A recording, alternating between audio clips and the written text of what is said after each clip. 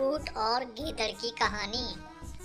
बहुत पुरानी बात है। एक जंगल में दो पक्के दोस्त रहते थे। एक था गीदड़ और दूसरा था ऊंट।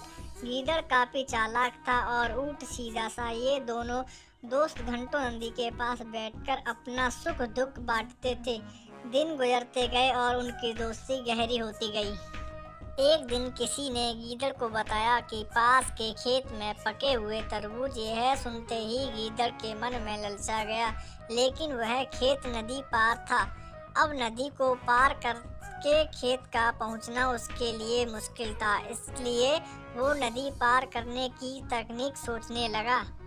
सोचते सोचते वह ऊंट के पास चला गया। ऊंट ने दिन के समय गीदड़ को देखकर पूछा, मित्र तुम यहाँ कैसे? हम तो शाम को नदी के किनारे मिलने वाले थे। जब गीदड़ ने ही बड़ी ही चालाकी से कहा, देखो मित्र, पास के ही खेत में पके तरबूजे हैं। मैंने सुना है तरबूजे बहुत मीठे हैं, तुम उन्हें खाकर खुश हो जाओगे, इसलिए तुम्हें बताने चला आया। ऊंट को तरबूज काफी पसंद था। वो बोला, वाह, मैं अभी उस गांव में जाता हूँ, मैंने बहुत समय से तरबूज नहीं खाए हैं। ऊंट जल्दी जल्दी नदी पार करते खेत जाने की तैयारी करने लगा। तभी गीदड़ ने कहा, दोस्त, तरबूज मुझे भी बहुत अच्छे लगते हैं, लेकिन मुझे तैरना नहीं आता। तुम तरबूज खा लोगे तो मुझे लगेगा कि मैंने भी खा लिए।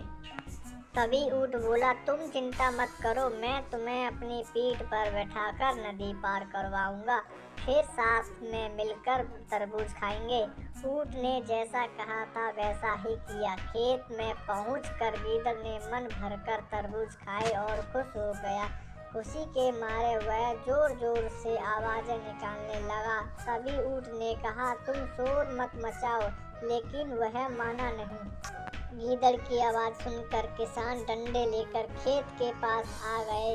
गीदड़ चालाक था, इसलिए जल्दी से पेड़ों के पीछे छुप गया। ऊंट का शरीर बड़ा था, इसलिए वह छुप नहीं पाया। किसानों ने गुस्से के मारे उसे बहुत मारा। किसी तरह अपनी जान बचाते हुए ऊंट खेत के बाहर निकला। तभी पेड़ के पीछे छुपा गीदड़ बाहर आ गया। गीदड़ को देखकर ऊंट ने गुस्से से पूछा, तुम क्यों इस तरह चिल्ला रहे थे?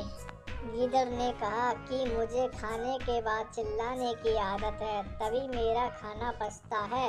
इस जवाब को सुनकर ऊंट को बहुत गुस्सा आ गया, फिर भी वह चुपचाप नदी की ओर बढ़ने लगा। नदी के पास पहुंचकर उसने अपनी पीठ पर गीदड़ को बिठा लिया। इधर ऊंट की मार पड़ने से मन ही मन गीदड़ खुश हो रहा था। इधर नदी के बीच में पहुंचकर ऊंट ने नदी में डुबकी लगाने शुरू कर दी। गीदड़ डर गया और बोलने लगा, यह क्या कर रहे हो?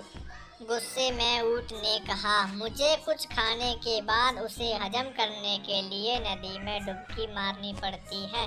गीदड़ को समझ आ गया कि ऊंट उसके किए का बदला ले रहा है। बहुत मुश्किल से गीदड़ पानी से अपनी जान बचाकर नदी किनारे पहुंचा। उस दिन के बाद से गीदड़ ने कभी भी ऊंट को परेशान करने की हिम्मत नहीं की। कहानी से सीख। ऊंट और गीदड़ की कहानी से यह सीख मिलती है कि चालाकी नहीं करनी चाहिए, अपनी करनी खुद पर भारी पड़ जाती है। जो जैसा करता है उसे वैसा ही भरना होता है।